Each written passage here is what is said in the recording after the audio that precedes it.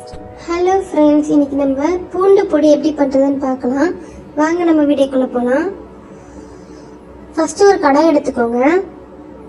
அதில் கொஞ்சமாக எண்ணெய் ஊற்றிக்கோங்க. அந்த எண்ணெய் சூடானதுக்கப்புறம் பூண்டு ஒரு 2 பூண்டு நல்லா அந்த பூண்டோட பல்லு மட்டும் எடுத்து போட்டுக்கோங்க. தோல் உரிச்சதை உரிக்காது. தோல் உரிச்சிங்கன்னு பார்த்தீங்கன்னா அது ஒரு மாதிரி இடம். தோல் உரிக்காம போட்டது அந்த டேஸ்ட்டு.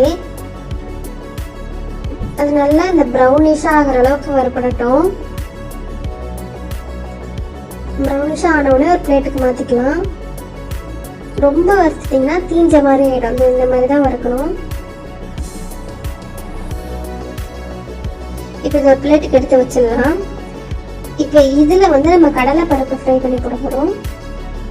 அதுலேயே கொஞ்சம் எண்ணெய் இருக்குல்ல, அதே எண்ணெயிலே ஃப்ரை பண்ணிக்கலாம். எல்லாத்தையும் எண்ணெய்லாம் ஊற்ற வேணாம். கடலை பருப்பு கொஞ்சமாக போடுங்க. இதில் பூண்டு தான் நிறைய இருக்கணும். ஸோ கடலை பருப்பு கம்மியாக இருந்தால் ப்ராப்ளம் இல்லை. உளுந்து இது எல்லாத்தையும் சேர்க்கும் போது பூண்டோட குவான்டிட்டி வரணும். அதுதான் மேட்டர். இந்த கடலை பருப்பு உளுந்தும்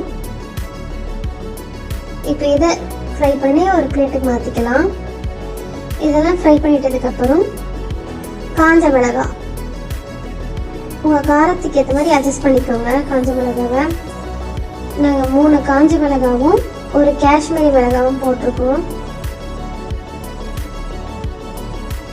இதை ஃப்ரை பண்ணி எடுத்துக்கலாம். இது ஒரு மாதிரி கலர் சேஞ்ச் ஆகும். பிளாக்கிஷாக லைட்டாக அந்த மாதிரி எடுக்கும்போது எடுத்துக்கலாம். ரொம்ப பிளாக் ஆகிடுச்சுன்னா கருகிடும். அப்போ டேஸ்ட் நல்லா இருக்காது. இதையும் பிளேட்டுக்கு மாற்றிக்கலாம். இதுக்கப்புறம் கருவேப்பிலை ஒரு வீக் சேர்த்துக்கோங்க. அதையும் ஃப்ரை பண்ணி சேர்த்துக்கோங்க. அப்போ தான் அரைக்கும் போது கரெக்டாக இருக்கும். எதையும் தீச்சிடாதீங்க. தீச்சா டேஸ்ட் நல்லா இருக்காது. கருவேப்பிலையும் ஒரு பிளேட்டுக்கு மாற்றிக்கலாம்.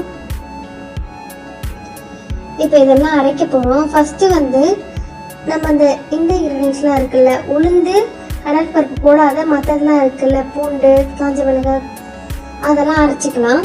அதுக்கப்புறம் இந்த பருப்பெல்லாம் போட்டு அது கூடவே பெருங்காயம் உப்பு போட்டு அரைச்சிக்கலாம். இதை அரைச்சி எண்ணெய் ஊற்றி தோசையோட சர்வ் பண்ணிங்கன்னா ரொம்ப டேஸ்ட்டாக இருக்கும். ஒரு வாட்டி ட்ரை பண்ணி பார்த்துட்டு எங்கள் கமெண்ட் செக்ஷனில் எப்படி இருக்குன்னு சொல்லுங்கள். இந்த வீடியோ உங்களுக்கு பிடிச்சிருந்தா எங்கள் சேனலுக்கு லைக் பண்ணுங்கள், கமெண்ட் பண்ணுங்கள், ஷேர் பண்ணுங்கள், சப்ஸ்கிரைப் பண்ணுங்கள். Thank you friends.